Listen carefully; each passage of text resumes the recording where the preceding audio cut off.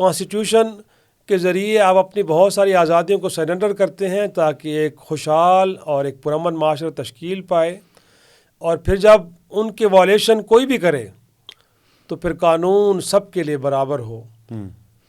ہم حیران ہوتے ہیں کہ یہاں پہ طاقتور تو کر کے بڑے آسانی سے نکل جاتا ہے، بٹ غریب کہیں سائیکل چوری میں، مرغی چوری میں 10 سال تک جیلوں میں پڑا رہتا ہے۔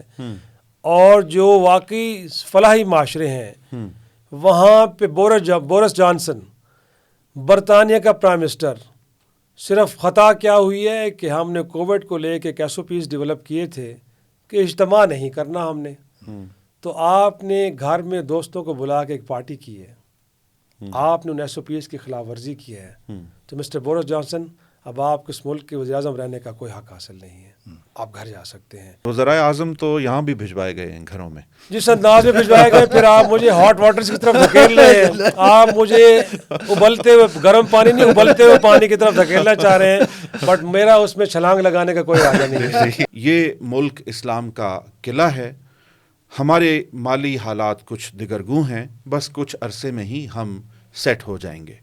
ساتھ والی نکڑ پہ آنٹی جو رہتی ہیں ان کا کریکٹر ٹھیک نہیں ہے، محلے میں سب کے ساتھ سیٹنگ ہے، ہمیں کانٹے لگے ہیں کیا؟ ایسے معاشروں میں جہاں پر ریپریشن ہو تو وہاں پہ سچ بولنے کی بڑی باری قیمت ادا کرنا پڑتی ہے، یعنی اسپیکنگ ٹروتھ ٹو پاور جو ہے، پاور کے سامنے سچ بولنا، صداقت کی بات کرنا، اور وہ بڑا مشکل کام ہوتا ہے۔ ہم نے کچھ آزادیاں اپنی ریاست کے لیے سرنڈر کی ہے تاکہ یہ کون سا والا عمرانی معاہدہ ہے؟ یہ وہ عمران خان والا نہیں، وہ مطلب جس کو ہم سوشل کانٹریکٹ کہتے ہیں، یعنی سماجی معاہدہ ہے، جو کہ نواز شریف صاحب سے بھی میں نے کی تھی، کہ میں نے کہا آپ کو کیوں شوق نہیں ہے کہ آپ کو تاریخ میں لکھا جائے؟ آپ ہمیشہ حال میں زندہ رہنے کی ایک ناکام کوشش کرتے ہیں۔ میں نے کہا ایک دفعہ تاریخ میں زندہ رہنے کی کوشش کریں، تو ہمارے سیاستدانوں کو تاریخ میں زندہ رہنے کی کوشش کرنے کی، اگر وہ کوشش جس دن کریں گے اس ملک میں حقیقی جمہوری راج قائم ہوگا۔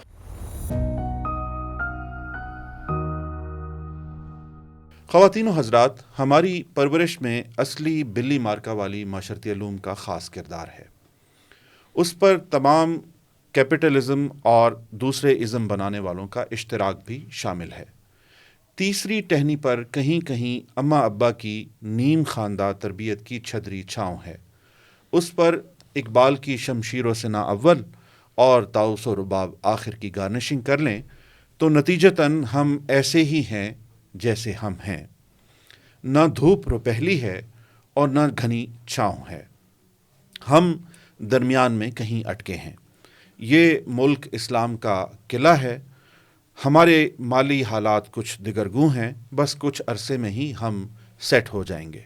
ساتھ والی نکڑ پہ آنٹی جو رہتی ہیں ان کا کریکٹر ٹھیک نہیں ہے، محلے میں سب کے ساتھ سیٹنگ ہے، ہمیں کانٹے لگے ہیں کیا؟ ہماری زندگی طرح طرح کے مسائل اور نظریات کی کنفیوژن کا شکار ہے۔ ان مختلف موضوعات پر بات کرنے کے لیے آج ہم نے اپنے اسٹوڈیو میں دعوت دی ہے معروف صحافی اور تجزیہ نگار جناب افتخار شیرازی صاحب کو۔ بہت شکریہ جناب، اپنی اس محفل میں مدعو کرنے کے لیے بڑی خوشی محسوس کر رہا ہوں اور بڑا آنر فیل کر رہا ہوں، thank you very much. Iftikhar Shirazi صاحب، ہماری محفل نہیں سجتی جب تک عامر حسین صاحب ہمیں جوائن نہ کریں۔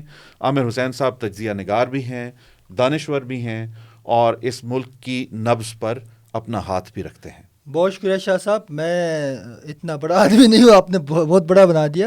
شاہ صاحب کے سامنے بیٹھے ہوئے ہیں تو یہ تو بڑی جو ہے وہ عزت کی بات ہے، توقیر کی بات ہے، فخر کی بات ہے، تو ان کے ساتھ آج بیٹھنے کا موقع ملا۔ خوش آمدید شریف صاحب۔ ہم نے جب انگریزی زبان سیکھنے کا آغاز کیا تو اس میں مضمون نگاری بھی ایک کام تھا، اور اس میں ایک لائن لکھی جاتی تھی کہ میڈیا کا کام ہے to mobilize the public opinion in favour of state. یہ پبلک اوپینین کو ریاست کے حق میں ہموار کرنے کا کام، کچھ کہیں گے آپ؟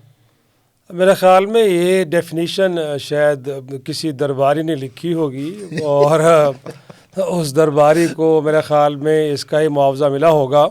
میرا نہیں خیال کہ صحافت کی جو اصل تشریحی یا تعریف ہے وہ کچھ یوں ہے، بلکہ میرے خیال میں جو ہمیں پڑھایا گیا اور جو حقیقت میں درست تعریف بھی ہے وہ یہی ہے کہ جو صحافی ہے وہ امت کا امام ہوتا ہے، اور پھر جو صحافت ہے وہ معاشرے کا ایک آئینہ ہوتا ہے. جو کچھ ہو رہا ہوتا ہے ہم اسی کو دکھا رہے ہوتے ہیں. تو میرے خیال میں ایک طرف تو آپ نے جو امت کی درست سمت میں رہنمائی کرنی ہوتی ہے، یہ کام کرنا ہوتا ہے، اور دوسرا یہ ہے کہ جو کچھ معاشرے میں ہو رہا ہے اس کو آپ نے بیان کرنا ہے، اس کے بارے میں لکھنا ہے. تو یہ کام میرے خیال میں صحافت کا ہے، اور ترقی یافتہ معاشروں میں میرے خیال میں یہ کام صحافت نے خوب نبھایا بھی ہے.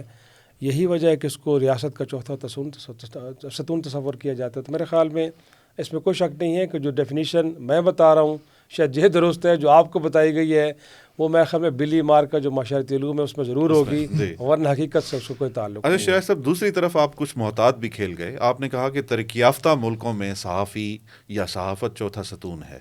ہمارے ہاں یہ لینٹر تھوڑا سا لرزہ بھر اندام ہے، یہ کیا وجہ ہے اس کی؟ بس کیا کریں کہ اس ملک کے اندر حقیقی آزادی نہیں مل پائی. شاید ابھی غلامانہ سوچ، اور پھر ظاہر سی بات ہے قدغنِ جبر اور ایک ڈومینیشن کہیں نظر آتی ہے ہمیں کسی ایک ادارے کی.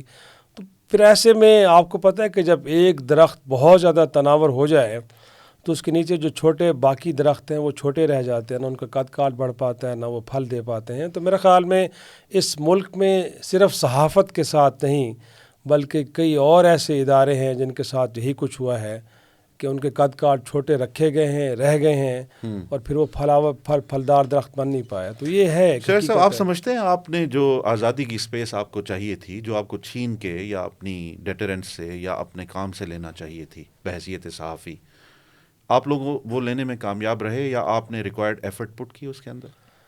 رہی ہے میرے خیال میں، کوشش تو ضرور رہی ہے. جب جبر کے دن آئے ہیں اس ملک کے اندر تو کہیں نہ کہیں ہمیں لگتا تھا کہ سیاستدان تو کمپرومائز میں چلے گئے، لیکن اس ملک کے اندر جمہوریت کی اظہار آزادی کی جنگ شعبہ صحافت سے جڑے لوگوں نے بڑے خوب انداز میں لڑی ہے. لیکن جب آپ کے ملک میں عوام کے نمائندے کمپرومائز میں چلے جائیں تو پھر اس طرح کی تحریکوں کا وہی حال ہوتا ہے جو پاکستان میں ہوا ہے.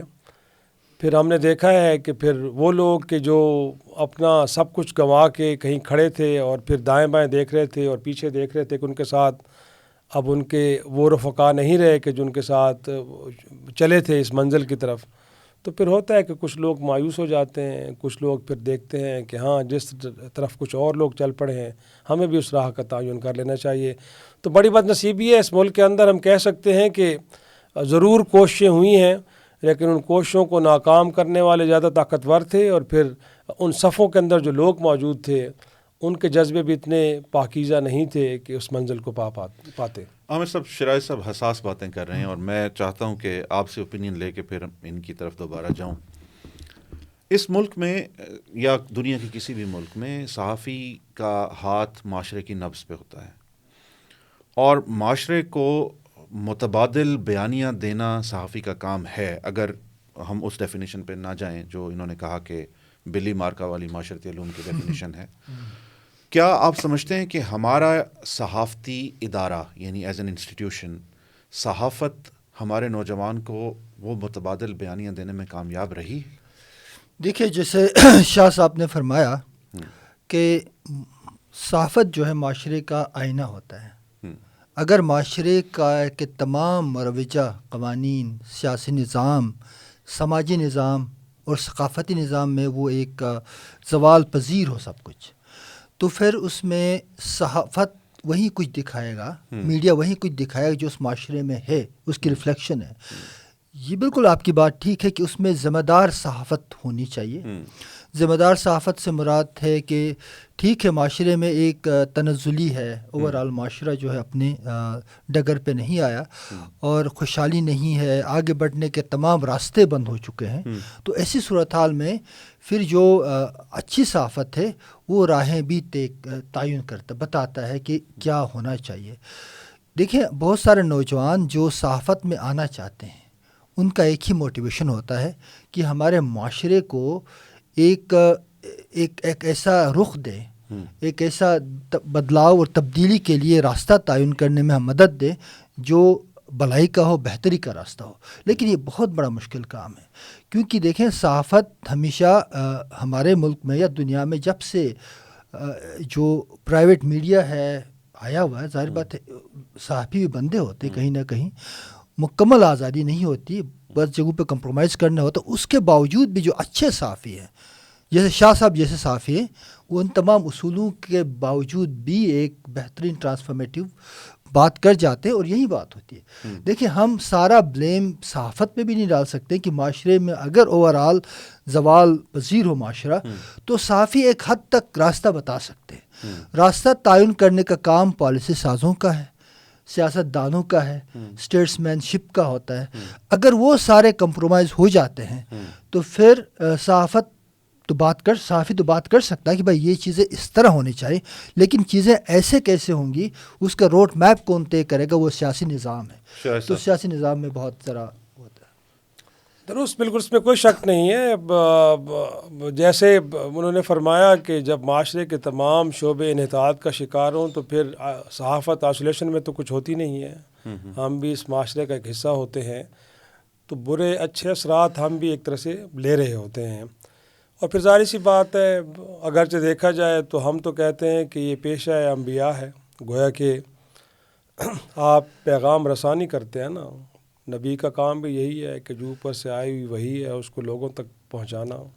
گویا کہ ہم بھی کرتے تو یہی کچھ ہیں کہ کیا اچھا ہے کیا برا ہے، ایک کمپیریزن ڈرا کرتے ہیں کہ دنیا میں جن لوگوں نے خوشحالی حاصل کی کیسے کی، اور اگر ہم آج بدحالی کا شکار ہیں اس کے عوامل کیا ہیں، اور اس منزل کو اچھی منزل کو کیسے پانا ہے، اس کا طریقہ کیا ہے. گویا کہ یہی کچھ ہوتا ہے نا. ہمارا کام بنیادی طور پہ صرف کرٹیک کا نہیں ہے، گویا کہ تنقید نہیں کرنا، کیڑے نہیں نکالنا، بلکہ ساتھ میں یہ بھی بتانا ہے کہ اگر آپ نے بہتری کی طرف جانا ہے تو پھر آپ کو کیا کرنا چاہیے. سجسٹیو بھی ہوتا ہے کہیں نہ کہیں ہمارا. تو میں سمجھتا ہوں کہ یہ کردار کہیں نہ کہیں ضرور ادا ہو رہا ہے، اس میں کوئی شک نہیں ہے. اور جیسے میں نے کہا کہ ہاں صاحب، میں آپ کی بات کو آگے لے کے چلتے ہوئے، آپ کو نہیں لگتا کہ ایک وقت میں جب آپ یہ کہتے ہیں کہ یہ ایک بہت مقدس پیشہ ہے، اور دوسری طرف آپ ایک جواز پیش کرتے ہیں کہ جب سارے معاشرے کی ڈگر ہی خراب ہے، یعنی جب سب کیچڑ میں نہا رہے ہیں تو صحافی بھی کیچڑ میں ہی نہائیں گے، تو یہ کوئی مطلب دو باتیں الگ سی نہیں، وہ ایسا ہرگز نہیں ہے. آپ دیکھیں یہ تو صحافت کا شعبہ ہے. جو لوگ ممبر رسول پہ بیٹھتے ہیں، آپ ان کے کردار کے اوپر، ان کے افکار کے اوپر آپ سوال اٹھا سکتے ہیں. یہ سوالات کس نے اٹھانے؟ نہیں، یقیناً عام آدمی سے لے کے ہمارا تو خیر کام ہی ایسا ہے، ہمارا تو کام ہی ایسا ہے کہ اگر اس ملک کے اندر in the name of religion, in the name of nationalism, in the name of you can say کسی بھی کوئی عنصر لے کے اس کے اوپر جب ہم بات کرتے ہیں، کوئی نیریٹو بلڈ کیا جاتا ہے، تو ہم یقیناً لوگوں کی نیتوں کو پڑھنا بھی ہمارا کام ہے کہ کتنے اخلاص کے ساتھ کون اپنے کس کے قول و فعل میں کتنی ایک طرح سے مطابقت ہے، کتنا تضاد ہے. ہم تو اتنے تک مائنوٹلی چیزوں کو دیکھتے ہیں. میرے خیال میں اس مائنوٹلی دیکھنے میں یہ جو باریک بینی کا آپ نے تذکرہ کیا، کیا آپ کو اس کا دوسرا رخ دکھائی دیتا ہے؟ یعنی اس پہ میں آپ کی رائے جاننا چاہتا ہوں.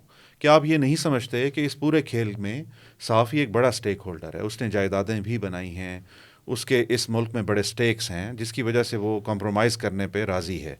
تو جب میرے اپنے پلے کچھ نہیں ہے تو میں اقدار معاشرے کو کیسے دوں گا؟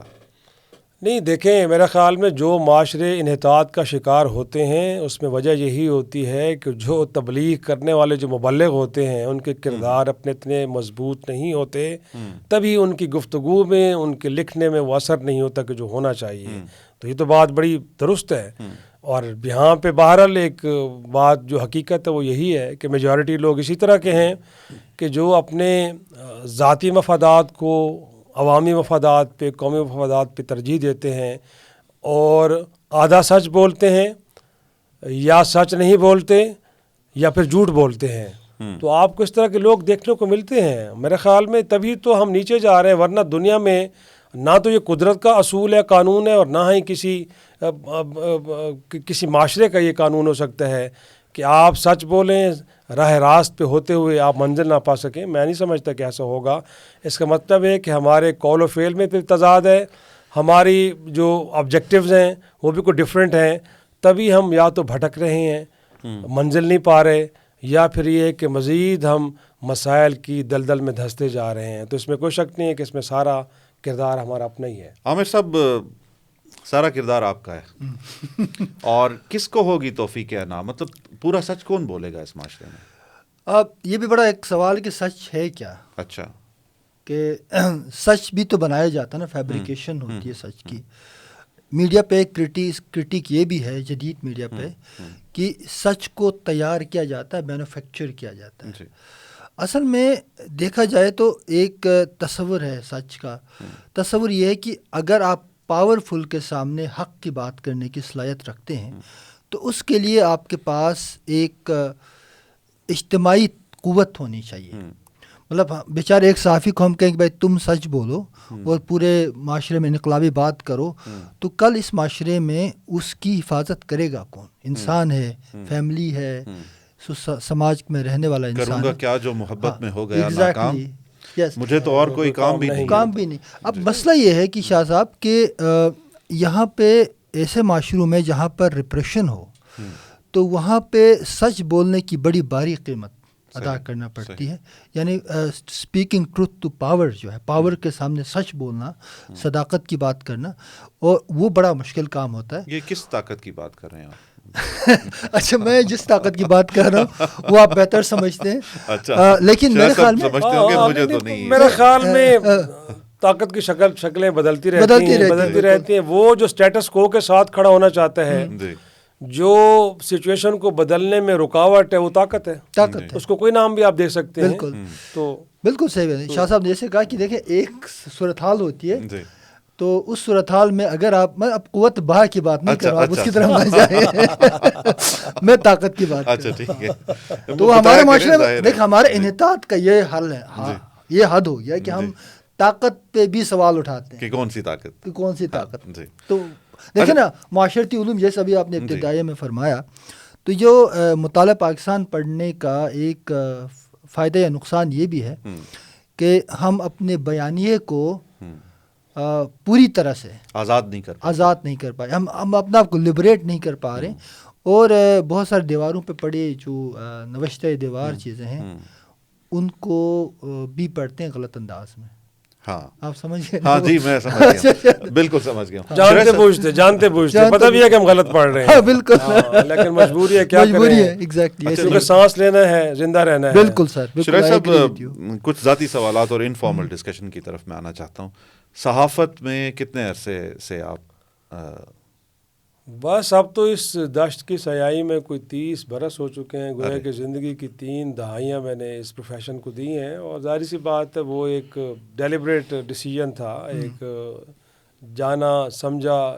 ایسا نہیں ہے کہ اتفاقی طور پہ یا حادثاتی طور پہ اس پروفیشن میں آیا ہوں. یونیورسٹی میں نے اس کو پڑھا بھی ہے، اور جب پڑھا ہے تو لگا ہے، جب ہم پڑھ رہے تو سوشل سائنسز بھی اس میں بیسک ان کے پڑھے جاتے ہیں. وہ سوشیالوجی بھی پڑھائی جاتی ہے، سائیکالوجی بھی پڑھائی جاتی ہے، اکنامکس بھی پڑھائی جاتی ہے، پولیٹیکل سائنس بھی پڑھائی جاتی ہے جب آپ جرنلزم پڑھتے ہیں، اور ساتھ میں ہسٹری بھی پڑھائی جاتی ہے. اس کے ساتھ ساتھ پھر کمیونیکیشن کی جو سائنس ہے اس کے بارے میں، کیونکہ انسان بھی ایک مشین ہے ایک طرح سے، اور جب آپ ہیومن مائنڈ کے ساتھ ایک طرح سے ڈیل کرتے ہیں تو یہ ایک بڑا کمال ہے. گویا کہ آپ کسی کو اس کی رائے آپ بناتے ہیں، یہ کوئی آسان کام نہیں ہے. کسی کی تبلیغ کر کے اس کی آپ رائے جب ڈیولپ کرتے ہیں تو یہ بڑا مزے کا کام لگا.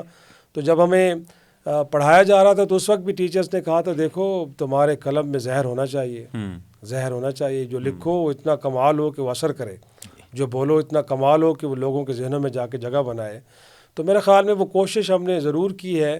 اور اس میں انہوں نے کہا کہ احتیاط رکھنا، دیکھو یہ جو میسج میکنگ ہے نا، یہ بڑا حساس معاملہ ہے.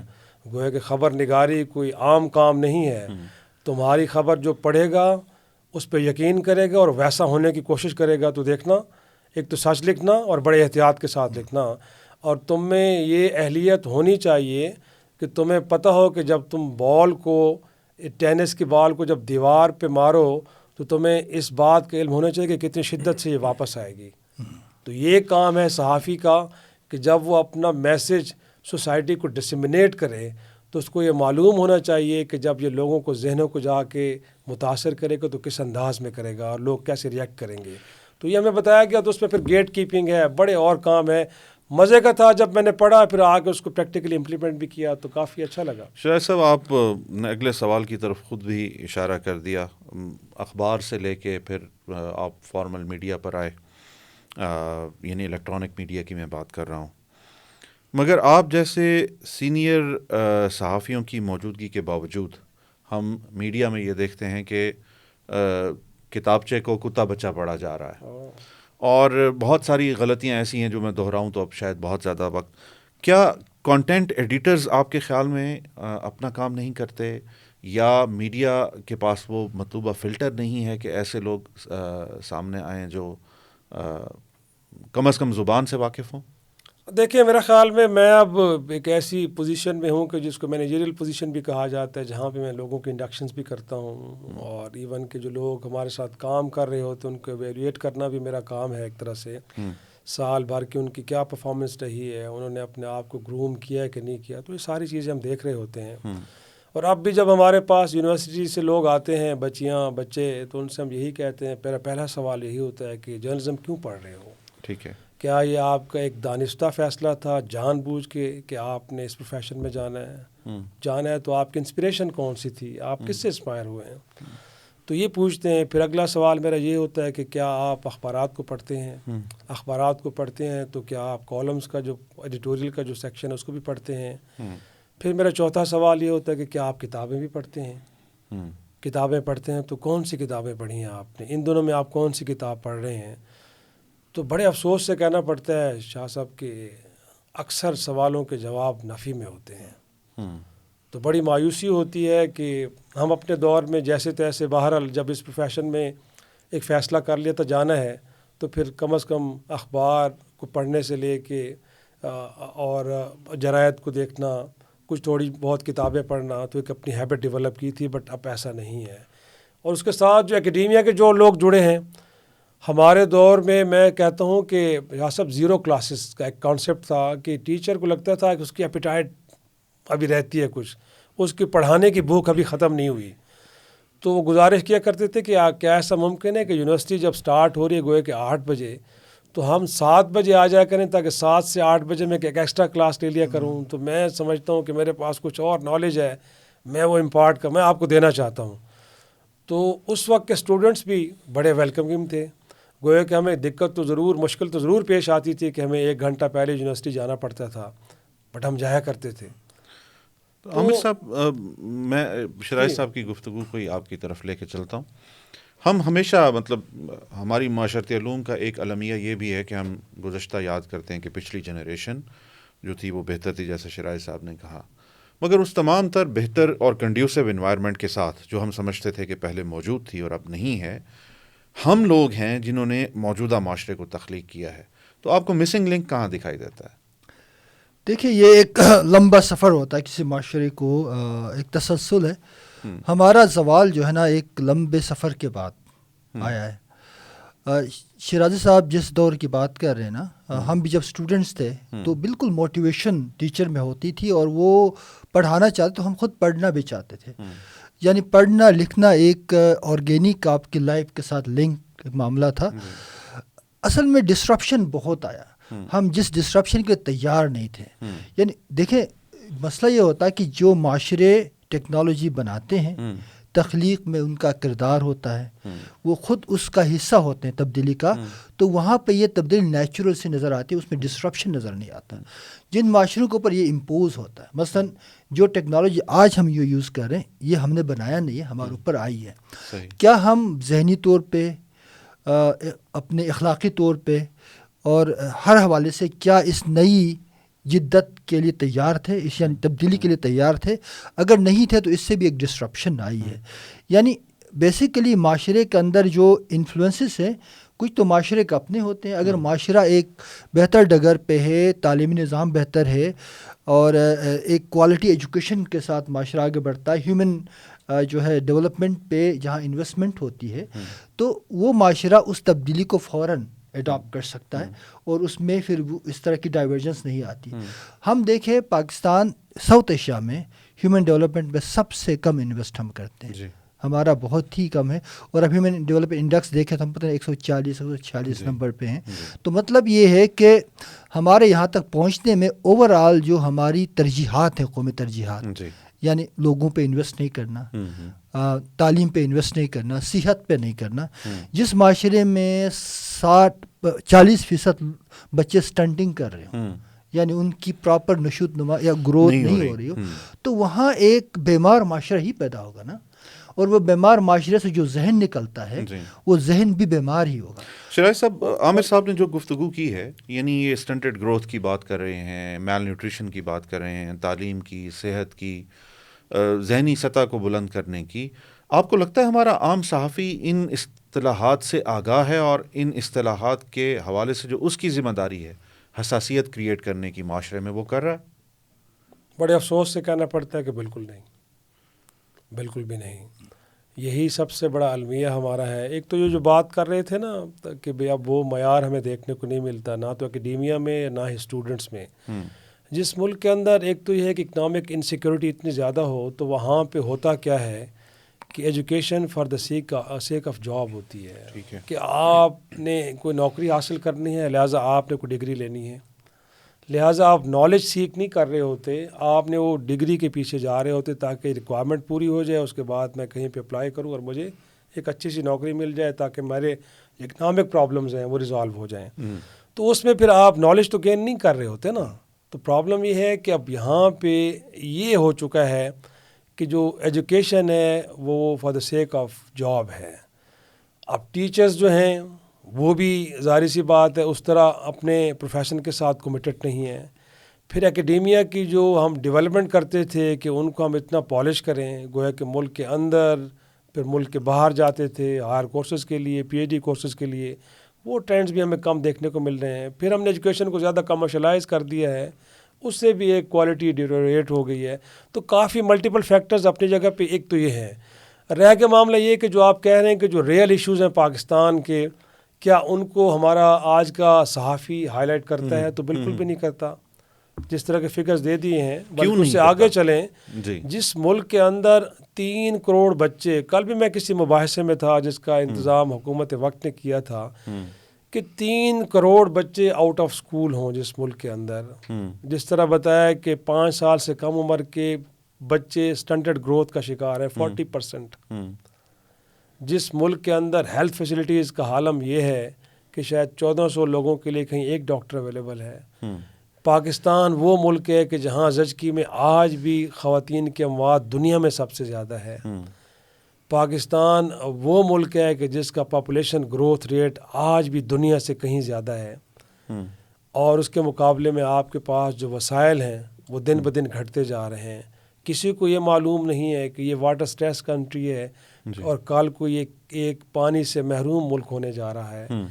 بٹ ہمارے ہاں آج وہ فصلیں اگائی جا رہی ہیں کہ جن کو سب سے زیادہ پانی درکار ہے. شاہ صاحب مجھے یہ بتائیے، میں آپ سے ایک تنقیدی سوال چاہتا ہوں. ان تمام مسائل کو لے کر افتخار شیرازی کا بحیثیت اس معاشرے کے فرد اور بحیثیت صحافی کیا کنٹریبیوشن ہے؟ یقیناً میں نے اپنے تئیں تو ایک کوشش کی ہے کہ لوگوں کو ایک ویک اپ کال دینی ہوتی ہے نا. صحافی کا کام تو ویک اپ کال دینا ہے. میرا کام یہ ہے کہ میں ایک خطرے کی گھنٹی بجاؤں، ریاست پاکستان کو، اس کے جو پالیسی ساز ہیں، اس کے جو فیصلہ ساز، ان کو بتاؤں کہ جو فیصلے آپ کر رہے ہیں وہ درست نہیں ہے. جو سمت آپ نے اختیار کی ہے یہ درست سمت نہیں ہے. اور ایسا نہیں ہے کہ یہ لکھنے یا بولنے کی حد تک ہوتا ہے. بہت سارے فورمز ہمیں ایسے بھی اویلیبل ہوتے ہیں جہاں پہ ڈسکشنز ہوتی ہیں، ہمارے نقطہ نظر کو سنا جاتا ہے. یہی باتیں ہم آپ سے جاننا چاہتے ہیں. ہمارے نقطہ نظر کو سنا جاتا ہے اور پھر شاید ایک سیکنڈ تھاٹ لیا جاتا ہے کہ جو ان لوگوں کو ہم نے سنا ہے، جو یہ باتیں کر رہے ہیں، ان پہ غور کرنا چاہیے ہمیں اور اپنی پالیسیز کو ری ایڈریس کرنا چاہیے. ٹھیک ہے. لیکن لگتا یہ ہے کہ ایک لمحے کے لیے تو شاید وہ جاگتے ہیں، ان کا دماغ کام کرنا شروع کرتا ہے، بٹ اگلے لمحے کچھ مصلحتیں ہوتی ہیں یا پھر سپیس کی اویلیبلٹی کا ایشو ہوتا ہے کہ شاید ان کو اویلیبل نہیں ہوتی. میں سیاستدانوں کی بات کر رہا ہوں. ٹھیک ہے. تو وہ لگتا ہے کہ پھر وہ ان خیالات کو وہ بھی اپنے ذہنوں سے مصلحت کی گرد آ جاتی ہے، ڈرین کر دیتے ہیں. وہ کہتے ہیں کہ چھوڑیں، جس طرف بہہ رہے ہیں اسی بہاؤ کے ساتھ اگر ہم آگے بڑھیں گے تو شاید ہماری سروائیول ہے. بٹ اگر ہم دریا کے الٹا رخ بہنے کی ہم کوشش کریں گے تو شاید ہم ماضی بن جائیں گے، بٹ دریا یوں ہی بہتا رہے گا جس طرف بہہ رہا ہے. شریعت صاحب، میں عامر حسین صاحب کی انڈرسٹینڈنگ کے لیے آپ سے یہ سوال کر رہا ہوں کہ ابھی آپ نے کہا کہ پالیسی ساز اور فیصلہ ساز، یہ کون لوگ ہیں یہاں پر؟ کیونکہ عامر صاحب کو شاید دیکھیں پاکستان یہ بڑا ٹرکی سوال، بڑا ایک ڈفرینٹ سے ہم ایک یونیک اگزامپل ہے دنیا میں. ٹھیک ہے، ہمارے ہاں اگرچہ کہنے کو پارلیمانی ڈیموکریسی ہے، جس میں ہم کہتے ہیں کہ پارلیمان ہے جو 5 سال کے لیے منتخب ہوتی ہے، اس میں ایک ملک کا وزیر اعظم چنا جاتا ہے جس کو اس ملک کا چیف ایگزیکٹو کہا جاتا ہے، اور according to constitution of Pakistan وہ یہاں پہ اختیار کل کا مالک ہے کچھ چیکس کے ساتھ، گویا کہ بالکل آزاد نہیں ہے، اس پہ بھی چیکس ہیں. لیکن اس ملک کے اندر جتنے بڑے پالیسی ڈیسیجنز ہیں وہ اپنی ایک کابینہ کے ذریعے لے سکتے ہیں اور اس کو اختیار حاصل ہے، اس ملک کے آئین نے دیا ہے. لیکن دیکھا جائے تو اس ملک کے اندر کچھ ایسے ایریاز ہیں کہ جو اس چیف ایگزیکٹو کے لیے بھی نو گو ایریاز ہیں، ایک طرح سے ہم کہہ سکتے ہیں. بالخصوص اس ملک میں خارجہ امور کا جو علاقہ ہے وہ عملاً دیکھا جائے تو ان کے لیے نو گو ایریا ہے. اس ملک میں انٹرنل ایکسٹرنل سیکیورٹی کے معاملات ہیں، شاید وہ اس ملک کے چیف ایگزیکٹو کے لیے نو گو ایریاز ہیں، وہاں پہ وہ زیادہ اپنا ایک طرح سے مائنڈ اپلائی نہیں کر سکتا. اور ماضی میں ہم نے کئی ایسی مثالیں دیکھی بھی ہیں کہ اگر ان گڈ فیتھ کو ایسی کوشش کی بھی گئی ہے تو وہ کوئی زیادہ فروٹفل ثابت نہیں ہوئی بلکہ وہ ڈسٹربنگ تھی. پھر تو میرے خیال میں یہ ایریاز ہیں. اور دیکھیں آپ، یہ بڑی پرانی ٹرم ہے، اب تو ہم جب بچپن میں تھے تو اس وقت سنی تھی کہ دنیا اب ایک گلوبل ولیج ہے، کیا سب ایک قصبہ ہے، ایک عالمی قصبہ ہے، اس کا اب حصہ ہیں. تو لہٰذا اب آپ آئسولیشن میں نہیں رہ سکتے. گویا کہ اب وہ تصور ہی نہیں کیا جا سکتا کہ پاکستان یا دنیا کا کوئی ملک بھی آئسولیشن میں رہے. گویا کہ آپ کا ملک دوسروں کے ساتھ تعلقات رکھنے پہ مجبور ہے، وہاں ہونے والے کچھ چیزوں سے آپ اثر انداز ہوں گے اور جہاں آپ کے ہاں چیزیں ہو رہی ہیں اس سے دنیا اثر انداز ہوتی ہے. تو پھر ظاہر سی بات ہے آپ کو کچھ ایسا کرنا پڑے گا کہ جس سے دنیا مثبت انداز میں اثر انداز ہو. جب منفی انداز میں ہوتی ہے تو پھر اس کی کچھ قیمت بھی ادا کرنی پڑتی ہے. تو پچھلی 4 دہائیوں میں آپ نے دیکھا ہے کہ جو کچھ آپ نے کیا ہے شاید اس سے دنیا منفی انداز میں اثر انداز ہوئی ہے. تو جب ہوگی دنیا ڈسٹرب تو پھر آپ بھی ڈسٹرب ہوں گے. تو میرے خیال میں ہوتا تو یہی ہے. میں نے کسی ایک بڑے سیانے کا سنا تھا کال، اس نے کہا ہے کہ سمجھدار انسان وہ ہوتا ہے کہ جو سال کے اختتام پہ اپنا ایک انالیسس کرتا ہے اور وہ غلطیاں اگلے سال نہیں کرتا جو اس نے گزشتہ سال کی ہوتی ہیں. تو یہ سمجھداری کا تقاضا ہے، معیار یہ ہے، کسوٹی یہ ہے کہ اگر آپ کے بارے میں کوئی یہ کہے کہ آپ دنیا کے سمجھدار آدمی ہیں تو آپ گزشتہ برس کی گئی غلطیوں کو دہرائیں گے نہیں.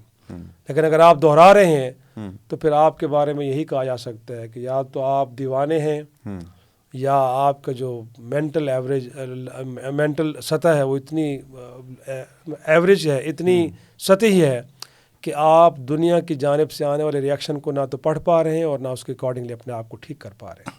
اچھا عامر حسین صاحب، بڑی اہم بات کی شرائط صاحب نے کہ انفرادی طور پر بھی انسان کو اپنا تجزیہ کرنا پڑتا ہے کہ جو غلطیاں اس نے گزشتہ سال کیں وہ یہ اس سال نہ کر پائے. اب بحیثیت ریاست ہمیں تو اپنے ستونوں کا تجزیہ کرنا ہوگا. میں ایک اور ستون کی طرف اشارہ کرنا چاہ رہا ہوں اور پھر میں شرائط صاحب کی طرف بھی جاؤں گا یہی سوال لے کر. عدلیہ پاکستان کی سیاسی تشخص میں، پاکستان کے اندرونی حالات میں، پاکستان میں مختلف قوتوں کی آپسی کشمکش میں اور اسٹیٹس کو کے حوالے سے، جمہوری حقوق کے حوالے سے، آپ بحیثیت تجزیہ نگار کہاں دیکھتے ہیں پاکستانی عدلیہ کی پرفارمنس کہاں رہی، کیسی رہی اور کیوں رہی؟ انٹرنیشنل جب سٹینڈرڈز پہ دیکھتے ہیں تو ہماری رینکنگ کا آپ کو پتہ ہے جی، ہماری جوڈیشری کہاں کھڑی ہے، 140ویں نمبر پہ غالباً. لیکن میں پھر ایسی کوئی بات نہیں کروں گا کہ کل پھر وہ تشریحات دینے پڑے. لیکن میرے خیال میں یہ بات آپ صحیح کہہ رہے ہیں کہ جو اوور آل جو انحطاط پذیری ہے نا، اس میں میڈیا کا بھی بہت بڑا رول ہے. یعنی جو ڈکٹیٹوریل رجیمز تھے ان کو انہوں نے جسٹیفیکیشن دی. جو ڈاکٹرین آف نیسیسٹی ہے، جو ہمارے اے کے بروئی صاحب نے جس کا نظریہ داغ بیل رکھی تھی، اور وہ جو آپ کی جو ڈاکٹرن آف نیسیسٹی ہے اس کی جسٹیفیکیشن کہاں سے آتی ہے؟ نظریہ ضرورت جو ہے ظاہر بات ہے ایک اس کا قانونی جواز ہمیشہ سے ہماری جوڈیشری نے پرووائڈ کی ہے. ہم یہ سمجھتے تھے کہ جو ہمارا آئین ہے اس کے کسٹوڈینز جو ہیں وہ ان کو ایٹ لیسٹ اس کی ڈیفنس میں کھڑا ہونا چاہیے، لیکن وہ لوگ خود اس آئین کی پامالی میں اپنا کردار ادا کریں تو پھر باقی آزادیاں تو سوال نشان بن جاتی ہیں. تو میرے خیال میں جو خوف ہے جس کے شاہ صاحب نے بھی ذکر کیا، ایک اجتماعی خوف ہے کہ اگر ہم اس معاشرے میں آزادی کی بات کریں، اپنے حقوق کی بات کریں، سماج اور سیاسی نظام کے اندر ہمارے جو رائٹس ہیں، جو ہمارا ایک عمرانی معاہدہ ہے ریاست کے ساتھ، دیکھیں نا ہم نے کچھ آزادیاں اپنی ریاست کے لیے سرنڈر کی ہے تاکہ یہ کون سا والا عمرانی معاہدہ ہے؟ وہ عمران خان والا نہیں، وہ مطلب جس کو ہم سوشل کانٹریکٹ کہتے ہیں یا سماجی معاہدہ ہے. تو بعض لوگ اس میں کنفیوز ہوتے ہیں کہ عمران خان کی وجہ سے معاہدے ہوئے، لیکن یہ بہت پرانا تصور عمرانیات میں عمرانی معاہدے کہیں گے. ایگزیکٹلی. تو وہ روسو سے ہم جاتے ہیں بہت، یعنی 18ویں 19ویں صدی میں جب نئی ریاستی نظام کی بنیاد رکھی گئی تو یہ اس بنیاد پہ تھا نا یہ سارا کہ جو لوگ ہیں شہری ہیں وہ اپنی کچھ آزادیاں ریاست کے خاطر سرنڈر کرتے ہیں تاکہ ان کو اجتماعی معاشرہ تشکیل پائے اور ان کے اجتماعی حقوق کا تحفظ ہو، یعنی انفرادی اور اجتماعی. تو لیکن وہ سرنڈر کرنے کے لیے ایک ڈاکیومنٹ ہوتا ہے، ایک کانٹریکٹ ہوتا ہے، وہ آپ کا آئین ہے.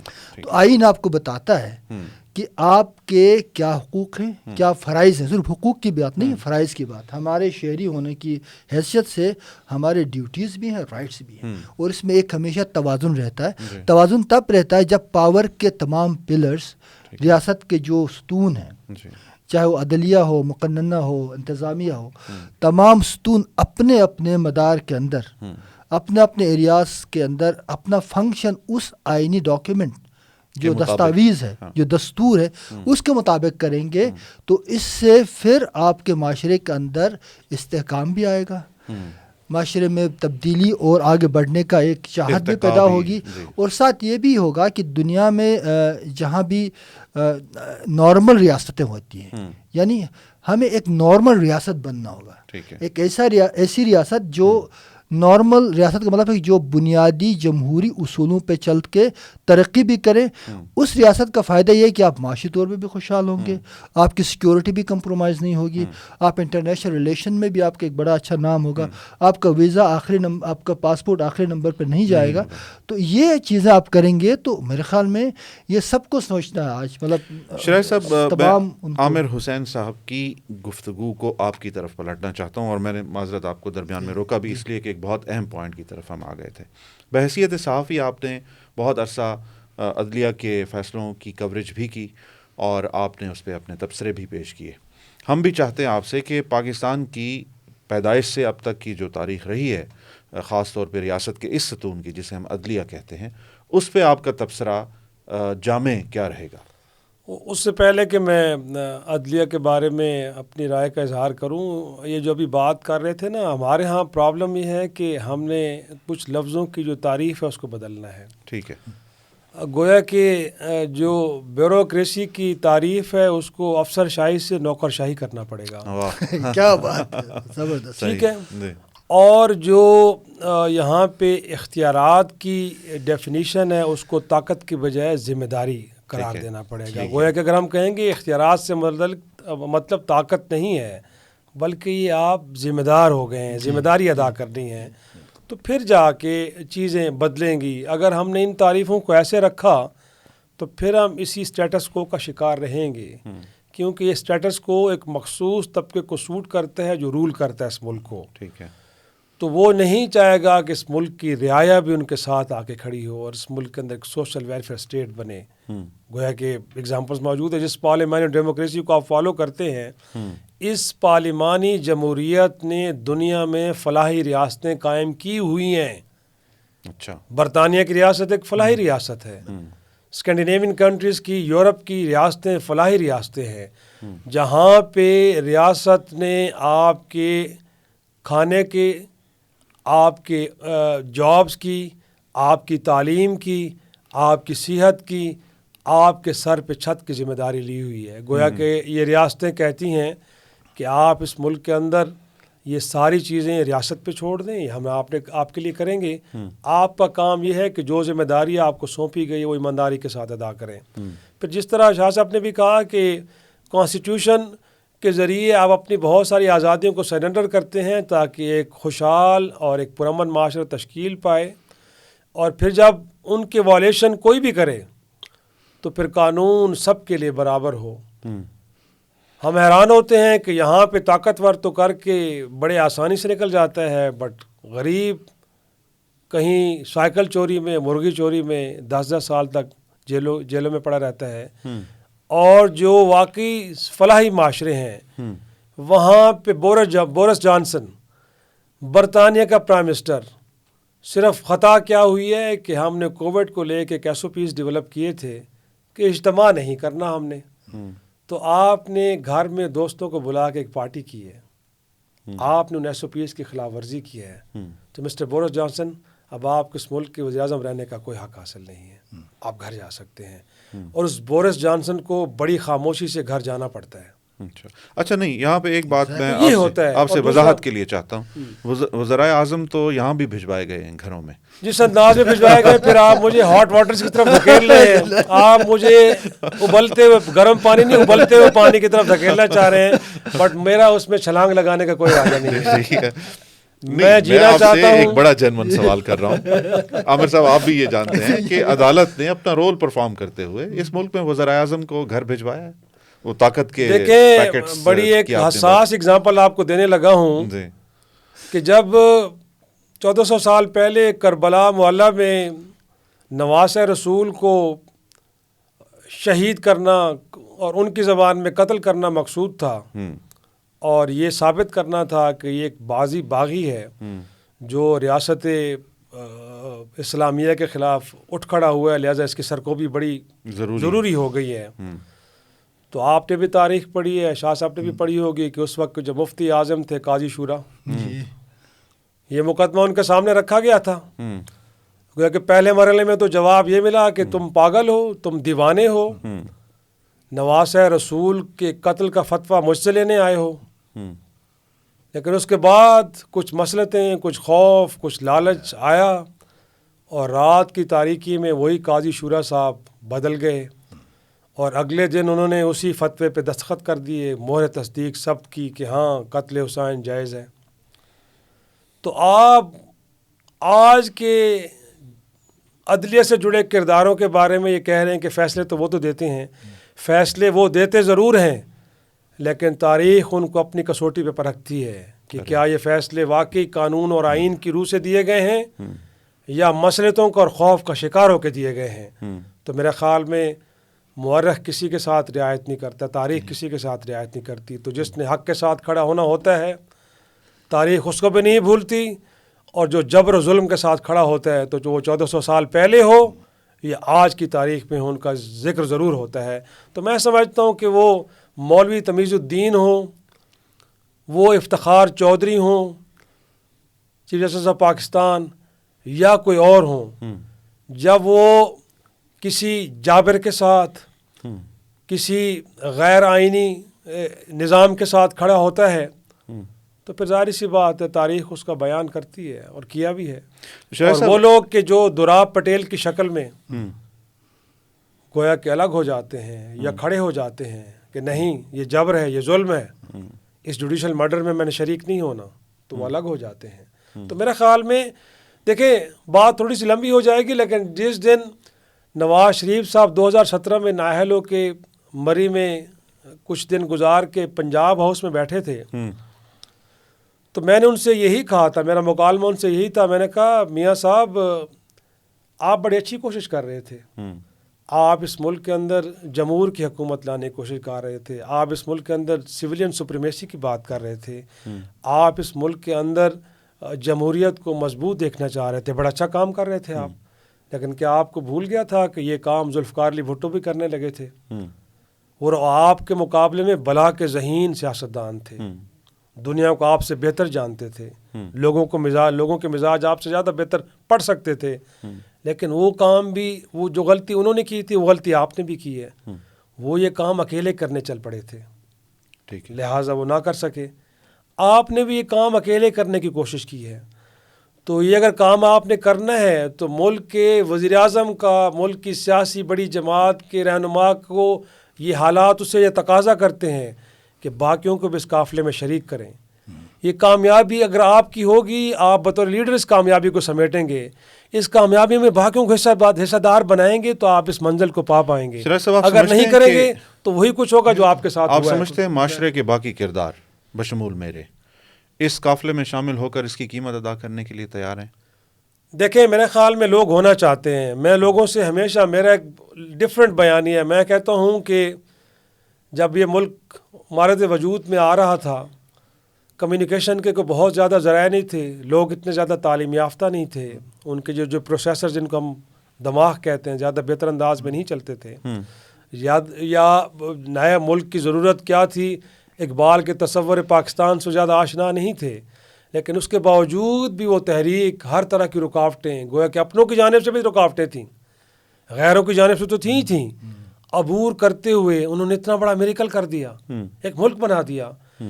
اب بھی آپ دیکھیں کہ اس ملک کے اندر الیکشن جن حالات میں بھی ہوتے ہیں، کس طرح لوگوں کو مینج کیا جاتا ہے، لیکن اس کے باوجود بھی جو جمہور کی آواز ہے وہ اس ملک کی بڑی جماعتوں کے ساتھ کھڑی ہو جاتی ہے. کیونکہ کبھی وہ پیپلز پارٹی کو جتوا دیتے ہیں، کبھی وہ مسلم لیگ نون کو جتوا دیتے ہیں، کبھی وہ تحریک انصاف کو جتوا دیتے ہیں. گویا کہ جمہور کا فیصلہ بڑا درست ہوتا ہے. وہ گھروں میں نہیں بیٹھتے، نہ وہ مایوس ہوتے ہیں، نہ اپنے ووٹ کا غلط استعمال کرتے ہیں. لیکن پرابلم یہ ہے، آخری بات جو میں کروں گا، کہ اس کے بعد وہ اپنا کلیکٹیو وزڈم جن کی جھولی میں ڈالتے ہیں، اگر وہ جا کے کمپرومائز میں چلے جائیں، ان کو اقتدار زیادہ عزیز ہو، عوام کا مفاد کم عزیز ہو، تو پھر لوگ کیا کریں بیچارے. لیکن لوگ تو یہ کچھ کر سکتے ہیں جو انہوں نے کیا ہے. ہر شخص سے گردن کٹوانے کی امید رکھنا آپ کے خیال میں یہ جائز امید ہے؟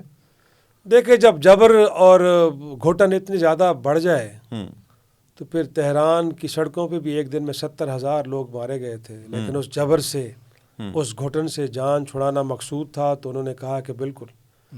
اور اگر آپ انقلاب ایران کی تاریخ پڑھیں تو وہ جو فرانس سے خصوصی طیارے سے تہران کے ایئرپورٹ پہ اتر رہا تھا، اس شخص نے اپنی طرح سے ایک فتویٰ جاری کیا تھا کہ دیکھو، آج کے دن کم از کم بوڑھے، بچے اور عورتیں باہر نہ آئیں.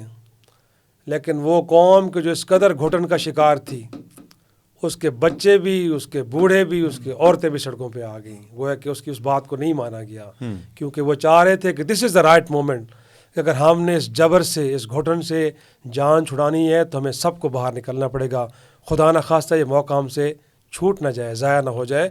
تو لگتا ہے اگر کہ جبر اور گھٹن اس قدر زیادہ بڑھ گئی ہے تو پھر وقار باہر نکلے گا، باہر نکلنا پڑتا ہے، اور اس میں جانے بھی جاتی ہیں تو جاتی ہیں.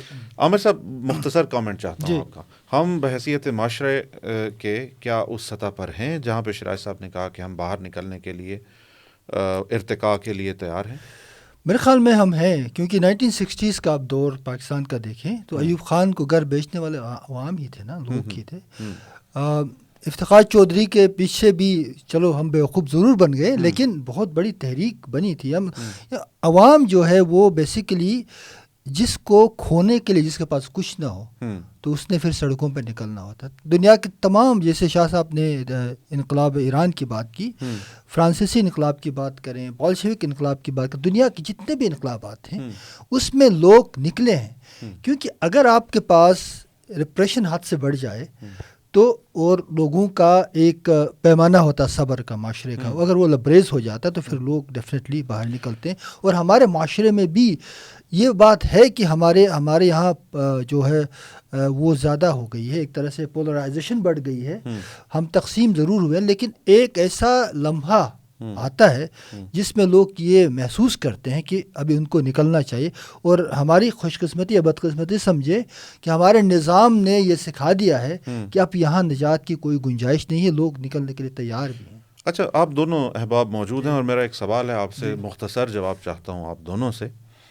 تاکہ ہم اگلے سوالات کی طرف بڑھیں. ایسا کیوں ہے کہ ہم اقتدار کی، اسٹیٹس کو کی ایک ہی طاقت کو مطعون قرار دیتے ہوئے یہ سمجھتے ہیں کہ اسی کو ہم نے پٹخنا ہے تو انقلاب آئے گا، جبکہ معاشرے کے ہر طبقے میں، جیسے کہ صحافت ہے، جیسے کہ تعلیم ہے، جیسے کہ صحت میں، مطلب اگر آپ ایک ڈاکٹر کی رسپانسبلٹیز دیکھ لیں تو وہ بھی کمپرومائزڈ نظر آتی ہیں، معلم کی کمپرومائزڈ ہیں، صحافی کی کمپرومائزڈ ہیں، عدلیہ پرفارم نہیں کر رہی، سائنس اینڈ ٹیکنالوجی پہ کام نہیں ہو رہا، سیاستدان اپنا کنٹریبیوشن نہیں دے رہے اس معاشرے میں. ہم ارتقاء کی طرف کیوں نہیں سوچتے؟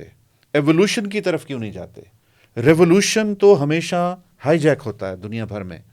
اس پہ آپ کیا کہتے ہیں دونوں؟ نہیں دیکھیں، اس میں اختیار نہیں ہوتا نا، مطلب بیسیکلی دو طرح کی چیزیں ہوتی. اگر معاشروں میں ڈسرپشن یا اضطراب بہت زیادہ بڑھ جائے اور انقلابی حالات پیدا ہو جاتے ہیں تو اس میں دو گنجائشیں ہیں. یا تو معاشرہ باربرزم کی طرف جاتا ہے، ٹھیک ہے، جیسے طالبان ٹائپ کی حکومت آ سکتی ہے، یا پھر معاشرہ ایک سدھار کی طرف جاتا ہے. لیکن اس پورے تبدیلی کے عمل میں اگر کوئی منظم سیاسی عمل ہو، کوئی لیڈرشپ موجود ہو، کوئی ویژن والی لیڈرشپ ہو اور ایک سیاسی تنظیم موجود ہو، تو پھر معاشرہ اس انقلاب کو بہتر ڈگر پہ لے کے جا سکتا ہے. اگر وہ نہ ہو، اچانک جو ہے ایک مبہم قسم کا ایک وہ ہو، ابھار آئے، تحریکیں اٹھے، لوگ وائلنس پہ اتر آئے، تو وہ معاشرہ، آپ صحیح کہہ رہے ہیں، غلط راستے پہ بھی جا سکتے، لیکن اس پہ اختیار نہیں ہوتا ہے. معاشروں میں جب اس طرح کے جو اضطراب یا ڈسرپشن کا عمل ہوتا ہے تو اس میں ہمیشہ ایک لیڈرشپ پیدا ہونی چاہیے اور سیاسی تنظیم سازی. اس لیے سیاسی تنظیمیں کیوں اہم ہیں؟ سیاسی تنظیمیں، پارٹیاں اس لیے اہم ہیں کہ اس طرح کے حالات میں اپنی لیڈرشپ دیتی ہیں اور معاشرے کو اس انحطاط میں یا باربرزم میں جانے سے روکتی ہیں. تو اس لیے سیاسی عمل کو آگے بڑھنا بہت ضروری ہے تاکہ معاشرے میں کوئی انقلاب آتا بھی ہے تو اس کو وہ سیاسی تنظیمیں اور سیاسی جو سویلین لیڈرشپ ہے وہ اس کو آگے لے کے جائے. اور مور امپورٹنٹلی ہم یہاں پہ ایک مجموعی بات کر رہے ہیں. ہم کسی مطلب ہے کہ نہ کوئی عدلیہ یا کسی اور کو ہدف تنقید بنانا ہرگز مقصود نہیں ہے. بنیادی طور پہ سوسائٹی کے اندر جو بگاڑ ہے اس سے سب متاثر ہو رہے ہیں. میرا خیال میں اگر اس ملک کے آپ جج صاحبان سے بھی آئسولیشن میں ملیں گے تو وہ بھی ڈسٹرب ہوں گے. اس ملک کے سیکورٹی سے جڑے اداروں کے افراد سے ملیں گے تو بھی بڑے متفکر ہوں گے، بڑے پریشان ہوں گے. تو یہ سوسائٹی کا ہر سیگمنٹ ایک اضطراب کا شکار اگر نظر آئے تو پھر ایسے کہ مجموعی طور پہ بھی کوشش ہوتی ہے جس کے ذریعے ہم حالات کو بہتر کرنے کی کوشش کرتے ہیں. اور سب سے اہم بات کیا ہے کہ اس وقت کہ جن کے ہاتھ میں سب کچھ ہے، اگر ان کا ہاتھ عوام کی نبض پہ بھی ہے تو پھر میرا خیال میں ان کا بنیادی کام یہی ہے کہ وہ نبض کو پہچانیں اور اس کے اکارڈنگلی دوا شروع کر دیں.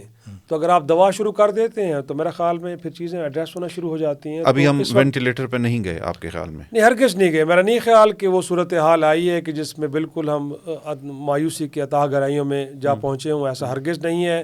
ایک اضطراب کی کیفیت ضرور ہے، ایک بھیجانی کیفیت ضرور ہے، لیکن اتنی زیادہ کوئی سنگین نہیں ہے.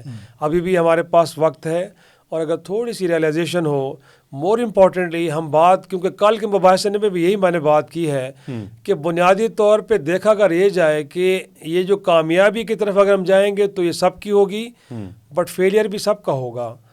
تو کیوں چاہیں گے سب کہ وہ ناکام ہو؟ وہ کامیاب کیوں نہیں ہونا چاہتے؟ وہ تاریخ میں اپنے نام سنہری حروف میں کیوں نہیں لکھنا چاہ رہے؟ اور اگر یہ کوئی کہے کہ اس ملک میں سب اچھا ہے تو میں سمجھتا ہوں کہ پھر وہ شاید پیٹ کر کے کھڑا ہے. ٹھیک ہے، اس کو حالات نظر نہیں آ رہے ہیں، پریشانی کا عالم ہے، لوگ اضطراب میں ہیں. ان کی اضطرابی کو دور کرنا کن کا کام ہے؟ جن کا کام ہے وہ آگے ہیں بس. ٹھیک ہے. شاہ صاحب، لوگ جمہور ہیں. آپ نے جمہوری روایات اور اقدار کی بات کی اور کہا کہ جمہوری جو اقدار ہیں انہوں نے ہی ریاستوں کو ماں جیسی ریاستیں بنایا ہے. جمہوری اقدار میں سب سے اہم سنگ میل الیکشن ہے. آپ کے خیال میں ہونے جا رہا ہے؟ میں یقین کے ساتھ میں اس کے حوالے سے گمان بھی نہیں کرنا چاہتا، کیونکہ اس ملک کا جو آئین ہے، جو قرآن کے بعد ہم مقدس کتاب کے طور پہ اس کو رکھتے ہیں، کیونکہ سب نے اس پہ اتفاق کی ہے. اس کا پریمبل بھی یہ کہتا ہے کہ یہ جو اس کی جو بنیادی اساس ہے وہ قرآن و سنت ہے. گویا کہ ہم نے اس کو وہاں سے اخذ کیا ہے. ٹھیک ہے. تو اگر ہم نے وہاں سے اخذ کیا تو ہمارے لیے بڑا مقدس ہے، اور اس کا آئین کا یہ تقاضا ہے کہ اس ملک میں جب 5 سال کے بعد ایک پارلیمان چلی جائے تو اس کے بعد عوام کے منتخب نمائندوں پہ مشتمل ایک اور پارلیمان وجود میں آنی چاہیے. اس کے درمیان صرف 90 دن کا ویکیوم ہے، وہ بھی نگرانوں کی شکل میں، اس سے زیادہ نہیں ہے. تو میرا خیال میں اس ملک کے وہ لوگ کہ جو یہ کہہ رہے ہیں، جو کلیم کرتے ہیں کہ وہ اس وطن کے ساتھ کھڑے ہیں، اس کی سرحدوں کے محافظ ہیں، اس کے نظریات کے محافظ ہیں، اس کے ذرے ذرے کے محافظ ہیں، آج اس تحفظ کا یہ تقاضا ہے کہ اس ملک کے اندر 8 فروری کو فری اینڈ فیئر الیکشن ہونے چاہیے، اور پھر جمہور جس کو اقتدار کی کرسی پہ بٹھانا چاہ رہی ہے اس کو بٹھا دیا جائے. اور پھر اگین ہم کہتے ہیں نا کہ 5 سال بعد ایک میدان حشر برپا ہوگا، لیکن شاید الیکشن کے ذریعے لوگ پھر ان کا احتساب کریں گے. مقدس قانون اور آئین کی بات کی، مگر 90 دن کا ضابطہ تو پامال ہوا نا، وہ تو نہیں ہو سکتا. یقیناً ہوا ہے، بالکل. ہم کہتے ہیں کہ یہ ایک بڑی بیڈ اگزامپل بنی ہے، اور ہم اپنے تجزیہ تبصروں میں یہی بات کرتے ہیں کہ یہ وہ اگزامپلز ہیں کہ جن کو تاریخ میں کہیں ذکر جن کا ایک بار تو ضرور ہونا چاہیے، بٹ ان کو دہرانے کے بارے میں، جیسے فوجی عدالتوں کے بارے میں جب نواز شریف صاحب کے دور میں بن رہی تھی نا، تو سپریم کورٹ کا فیصلہ آیا تھا کہ سن سیٹ کلاس کے تحت ہم صرف 2 سال کے لیے آپ کو یہ اجازت دے رہے ہیں، اس کے بعد اس ملک میں فوجی عدالتوں کا کوئی تصور نہیں ہوگا. تو میں سمجھتا ہوں کہ یہاں پہ بھی اگر آئین کی پامالی ہوئی ہے اور ہم 90 دن کی حدوں کو عبور کر کے آگے چلے گئے ہیں، لیکن یہ صرف ایک بار ہونا چاہیے. اس کی وجوہات جو بھی ہوں، ہم اس میں نہیں جانا چاہتے کہ کتنی جینون تھی، کتنی غیر حقیقی تھیں، لیکن اس ملک کے تحفظ کا، اس ملک کی سلامتی کا، اس ملک کی بقا کا، اور مور امپورٹنٹلی جمہور کی آواز یہ آپ سے تقاضا کر رہی ہے کہ اس کے بعد اس غلطی کو مت دہرائیے گا. آپ دونوں احباب الیکشن کی شفافیت سے کتنے پر امید ہیں؟ بہت مختصر جواب چاہیے. امید تو یہی کی جانی چاہیے. ہماری ایک تاریخ ہے، جب بھی الیکشن ہوتے ہیں تو اس میں اس کی جو ٹرانسپیرنسی ہے یا شفافیت ہے وہ کمپرومائز ہوتی رہی ہے. اگر اس دفعہ بھی ایسا ہوتا ہے، جس کے قوی امکانات ہیں میری اپنی ذاتی رائے میں، تو اس سے پھر آپ کی ساکھ مزید متاثر ہوگی. اس وقت ہم اس چیز کے متحمل نہیں ہو سکتے.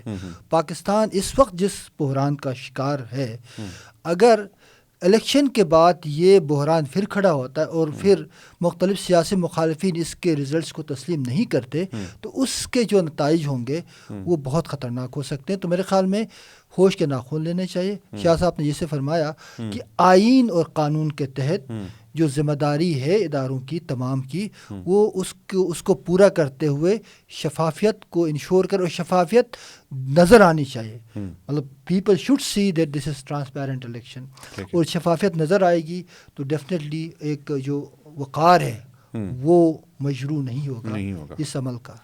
وہ کہتے ہیں نا کہ انصاف ہو نہیں بلکہ ہوتا ہوا نظر بھی آنا چاہیے. تو میرے خیال میں الیکشن کی شفافیت کے بارے میں آپ یہ شاہ صاحب کیا کہیں گے؟ الیکشن کی شفافیت کو اس کے بعد کے حالات اس کا خود تعین کریں گے. گویا کہ اگر اس کے بعد اس ملک میں استحکام آتا ہے، اس کے نتائج کو سارے کھلے دل کے ساتھ تسلیم کرتے ہیں، تو یقین جانیے کہ اس ملک میں الیکشن شفاف ہوئی ہیں. مگر ان کے نتائج کو لوگ تسلیم نہیں کرتے اور ان کے خلاف اٹھ کھڑے ہوتے ہیں، تو پھر اس کا مطلب ہے کہ اس پروسیس کے اندر کہیں نہ کہیں کوئی گڑبڑ ضرور ہوئی ہے. اچھا، آپ دونوں جنوں سے یہ آخری سوالات ہیں، تو میں چاہتا ہوں بڑے کرسپ، سٹل اور ڈائریکٹ جوابات آپ کی طرف آئیں.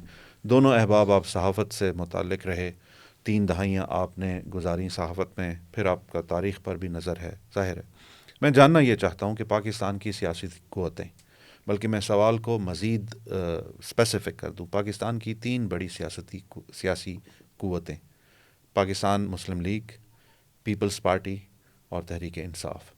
بحیثیت صحافی آپ کہاں سمجھتے ہیں کہ سیاسی حقوق کی جدوجہد میں، بلکہ سیاسی جدوجہد میں کون سی بڑی غلطیاں ان سے ہوئیں؟ دیکھیں، میرے خیال میں جو سب سے بڑی غلطی سیاستدانوں سے ہو رہی ہے نا، وہ غیر ضروری کمپرومائز میں جانا ہے. شہاب نامہ آپ نے بھی پڑھا ہوگا، قدرت اللہ شہاب کی کتاب، اور اس میں جنرل ایوب خان کے دور کا ذکر بھی ہے بڑی تفصیل کے ساتھ. اور شہاب صاحب مرحوم فرماتے ہیں کہ جب جنرل ایوب کو یہ مقصود تھا کہ اس ملک میں اب سیاستدانوں کو دیوار سے لگا دیا جائے اور اس ملک میں آمریت کی داغ پیل ڈالی جائے تو پھر طریقہ کیا ہو؟ طریقہ تو یہی ہو سکتا ہے کہ جو سیاستدانوں کی بدعنوانی سے متعلق تفصیلات ہیں وہ جمع کی جائیں. گویا کہ صدارتی حکم جاری ہوا کہ تمام ڈپٹی کمشنر سے کہا جائے کہ سیاستدانوں کی کرپشن سے متعلق تمام تفصیلات صدر مملکت کو پیش کی جائیں. تو 2-3 ماہ کی ایک لمبی ایکسرسائز کے بعد ایک بڑی ضخیم سی فائل تیار ہوئی جس میں تمام سیاستدانوں کی کرپشن کے ثبوت. اور ایک دن جب سبزہ زار میں بیٹھے تھے جنرل ایوب صاحب تو جا کے ہم نے وہ فائل ان کو پیش کی تو ٹانگ پہ ٹانگ رکھے جنرل ایوب ورگردانی کرتے رہے، دیکھتے رہے، پڑھتے رہے اور تھوڑی دیر بعد اٹھے غصے سے اور وہ فائل انہوں نے دیوار پہ دے ماری غصے سے. ہم سب ڈر گئے کہ یہ کیا ہوا. تو ہم نے بڑی کہتے ہیں ہمت سے جرأت سے کیا کہ جو آپ نے فرمایا تھا ہم نے تو وہ سب کچھ مواد آپ کے سامنے رکھ دیا ہے، تو کچھ غلطی تو نہیں ہوئی ہم سے؟ انہوں نے کہا نہیں، ایسا ہرگز نہیں ہے، جو میں نے کہا تھا آپ نے ویسے ہی کیا ہے.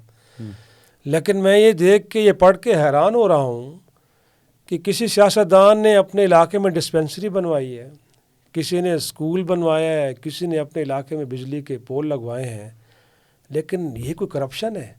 گویا اس کے بدلے یہ سیاستدان مجھے سیاست میں اگلے 10 سال تک حصہ نہ لینے کا لکھ کے دینے کے لیے تیار بیٹھے ہیں. ارے تو جب آپ اندر سے اس قدر کمزور ہیں، کھوکھلے ہیں، اگر آپ میں اخلاقی جرأت نہیں ہے، اگر آپ جمہور کے ساتھ کھڑے ہونے کا آپ میں حوصلہ نہیں ہے تو میرے بھائی آپ سیاست میں آئیں نہیں.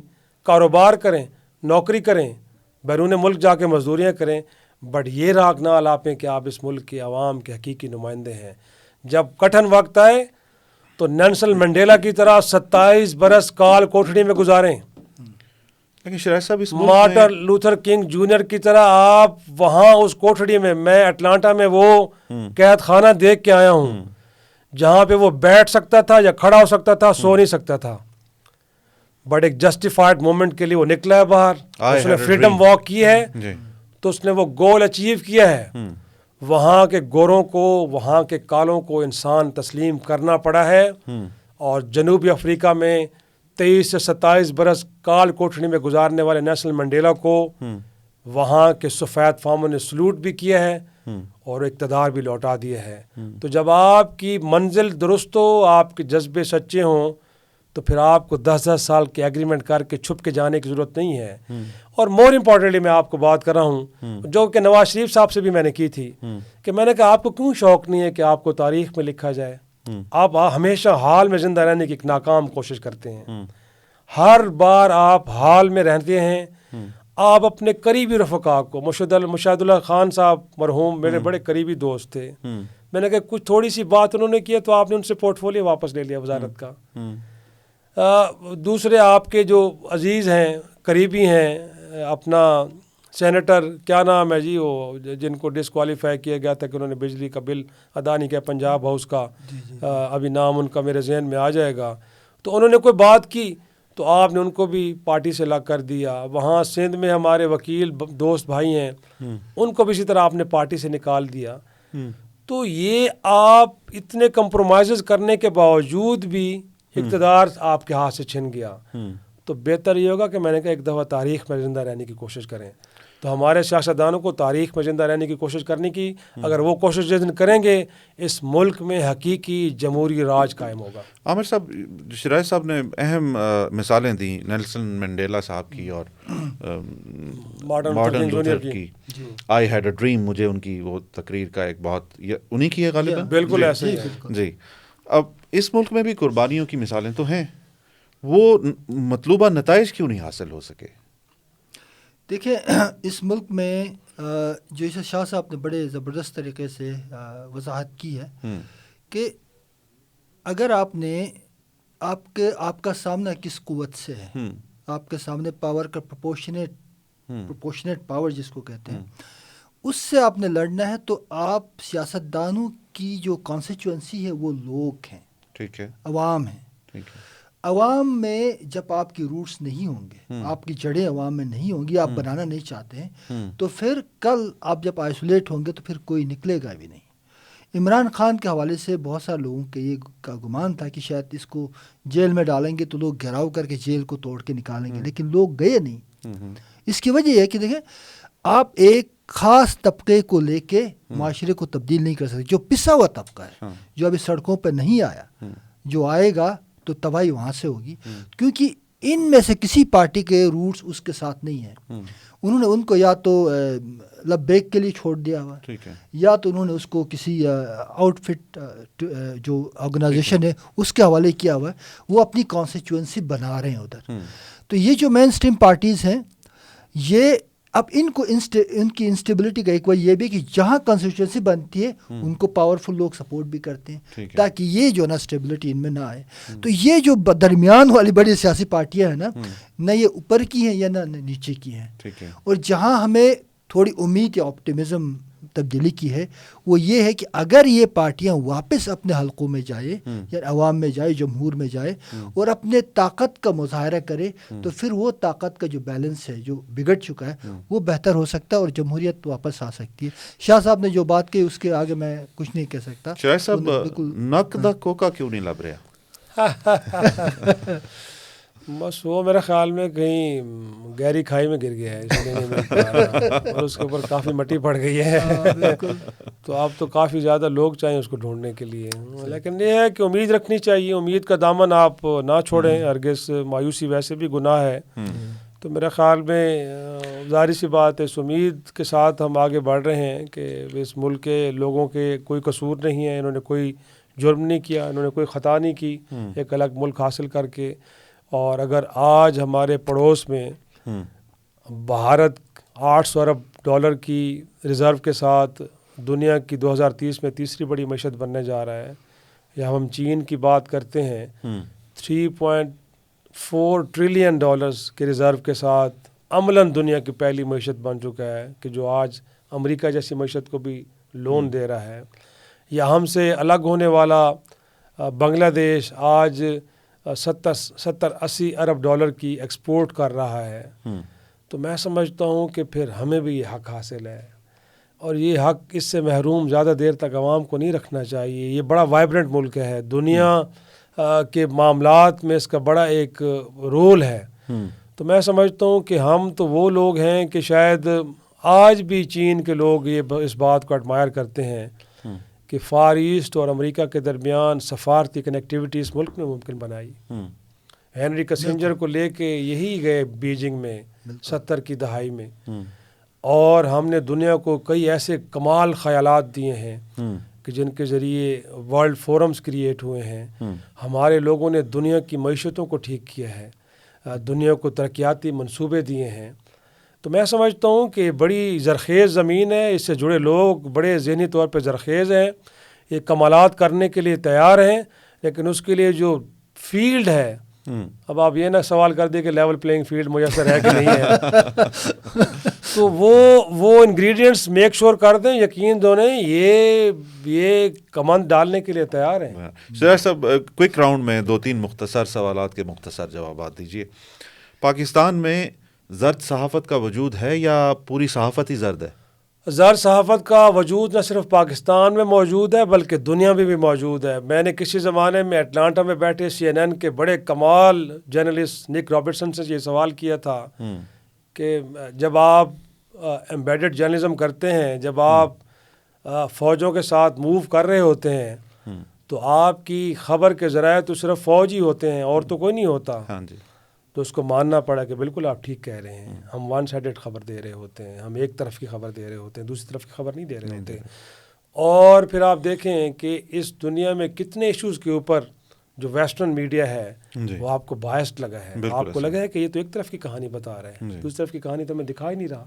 تو میں سمجھتا ہوں کہ صرف آپ تنقید کے نشتر پاکستان کی صحافت پہ نہ لگائے، ترقی یافتہ معاشروں میں بھی بعض اوقات ڈیلیبریٹلی دانستہ طور پہ زر صحافت کو اپنایا جاتا ہے، کیونکہ وہاں پہ ریاستوں کے حکومتوں کے مفادات عزیز ہوتے ہیں، یا وہ اتنی طاقتور ہوتی ہیں کہ آپ کی زبانوں کو، آپ کے اذہان کو خرید لیتی ہیں. پھر آپ ان کی بولی بولتے ہیں، کسی اور کی نہیں بولتے. کیا یہ جسٹیفیکیشن درست ہے کہ باقی سب فیل ہیں تو ہم بھی فیل ہیں؟ دیکھیں، میں پھر کہتا ہوں کہ تاریخ آپ کے کردار کا تعین کرتی ہے نا. تو ظاہر سی بات ہے، بطور صحافی، بطور کوئی ڈاکٹر، بطور کوئی وکیل، کوئی جج، کوئی وزیر اعظم، کوئی بیوروکریٹ، XYZ، ہر کسی کو ایک رول دیا گیا ہے.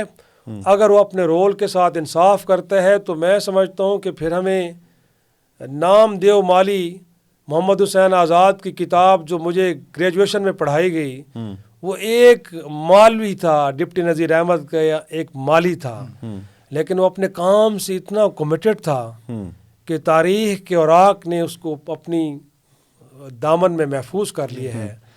اور اپنے مرنے کے 200 سال 300 سال بعد بھی میں اسے جانتا ہوں، نام دیو مالی کو، کیونکہ وہ کہنے کو بڑا عام سا کردار تھا، لیکن وہ اپنے کردار سے اس قدر کمیٹڈ تھا.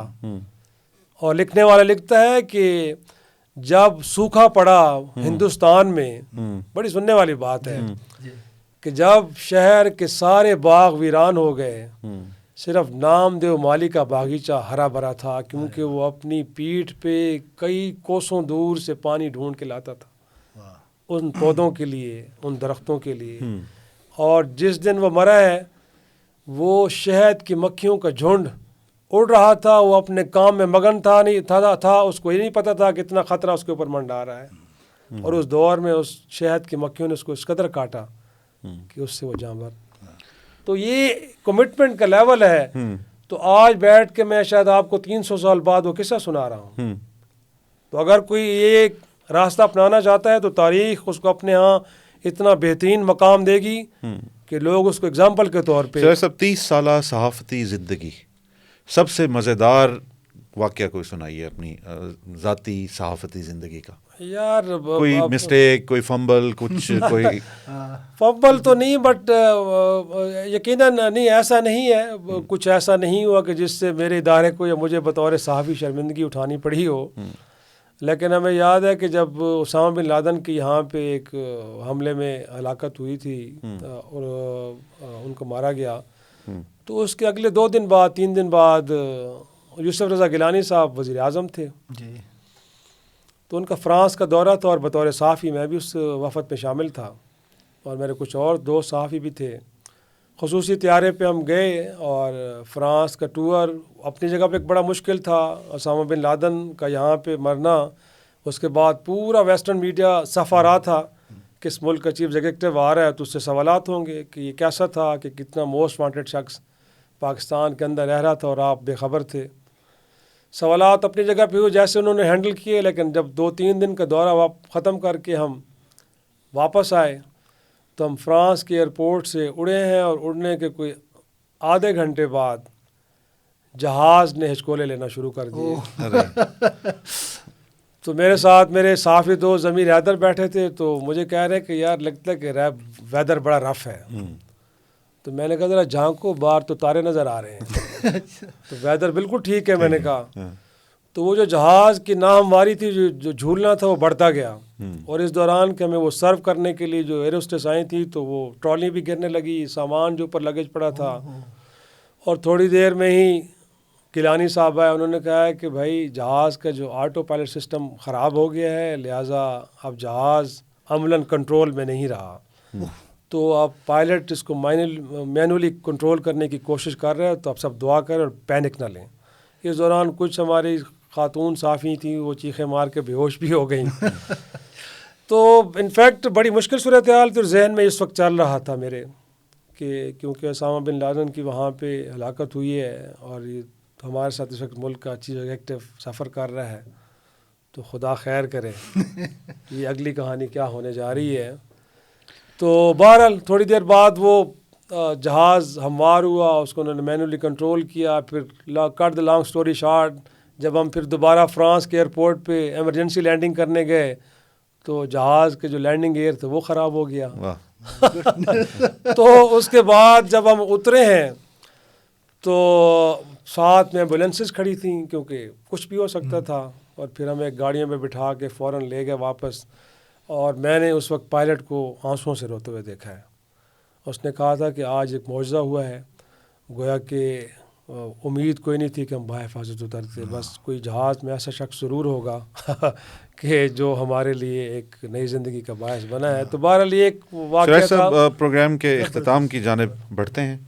صرف ایک لائن کا پیغام افتخار شیرازی صحافی کی طرف سے بلاول صاحب کے لیے، ایک لائن کا پیغام نواز شریف صاحب کے لیے، اور ایک لائن کا پیغام عمران خان صاحب کے لیے، مشورہ کیا کرنا چاہیے؟ مجھ سے پوچھیں تو میرا سب کے لیے ایک ہی پیغام ہے، اور وہ پیغام یہ ہے کہ سچ بولیں اور سچ کے ساتھ کھڑے ہو جائیں، تاریخ آپ کو سنہری حروف میں لکھے گی۔